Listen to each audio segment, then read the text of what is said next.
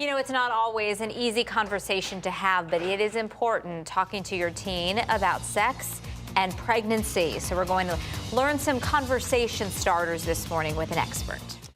In your Health Watch this morning, you know, images on television and movies may sometimes make it seem like teenagers are more promiscuous than ever, but it seems they are, in fact, making smarter choices in recent years. That's some good news. So what can we do to further that? Dr. Sharon Thompson is joining us to talk about the declining birth rate, some perspective to just set up our discussion. In 2014, about 250,000 babies were born to teenage girls. Compare that with 550,000 in 2011. So some messages are being heard, whether that means a decrease in sexual activity in general or an increased use in contraception.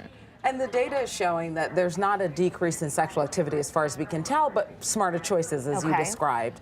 So more teens are using contraception and using longer acting methods that are very effective. So we are getting through there. And what would you credit for that? I mean, is that conversations at home? Obviously, we want the information and the advice and the guidance to start at home, not friend to friend, not on your cell phone or on the internet. I absolutely recommend that parents be the information choice for their children, because if they're not, someone else will be.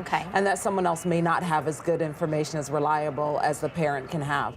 Also, parents are the first people to give kids values and attitudes and knowledge that they take out into the world. So don't skip those conversations, awkward as they are. Start it at home. Incredibly awkward when you think about it. At what age do you begin, and what advice can you give us for starting those conversations? Sure.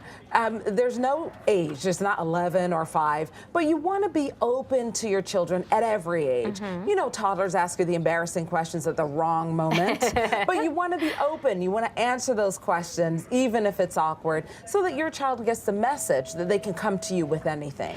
I imagine that a lot of teens would just kind of try to maybe shut down the conversation, like, oh, no, I'm not doing that, I'm not doing this. One of the conversation starters that's listed here is even discussing a television show or a movie.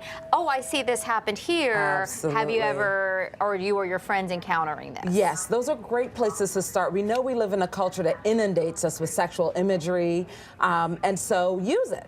A scene comes on in a movie and you talk about, how do you feel about that? Have you and your friends talked about it? So you use those moments to bring up what could otherwise be awkward, and don't preach.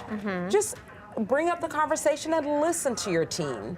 Again, stay open, don't preach, don't nag, but bring it up. Don't avoid it. And that's got to be probably the hardest part, but you do want that conversation to continue. That's the only way you're going to really know what's going on, right? Absolutely. One of the things you recommend also is bringing a doctor into the conversation when possible. So maybe this is something that can be discussed in the presence of, whether it's your pediatrician or if you're taking your teen already maybe to see a gynecologist. Sure, because these conversations are awkward and they make us uncomfortable. So use your resources. You're going to the pediatrician's office. You can either start in the car. I recommend the car is a great place. Low pressure. It's going to end. It's going to be short. They can't get away. And so definitely use the car to start that conversation and say, hey, here's what we can expect at the doctor's office. They may want to talk to you about X. You may have some questions. So use that time to really get your teen to start thinking about someone they can ask these questions of in addition to you. Also, you can use a pediatrician as a foil and say, hey, the pediatrician told me blank. I want to ask you about X. So blame the doctor a little bit. It's okay.